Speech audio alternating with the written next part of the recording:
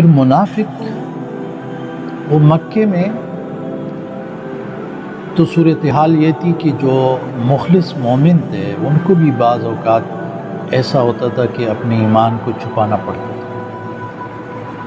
بلکہ بعض پر تشدد کیا جاتا تو اپنے آپ کو چھپانے کے لیے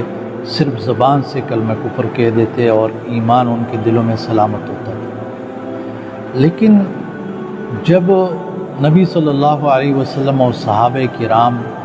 مدینہ آئے، اور مدینہ کے اندر بھی جب خصوصی طور پہ خاص کر غزوہ بدر واقع ہوا اور مسلمانوں کے ایک رعب بیٹھ گیا ارد گرد کے ماحول پر، تو اس دوران عبداللہ ابن ابی ابن سلول اس نے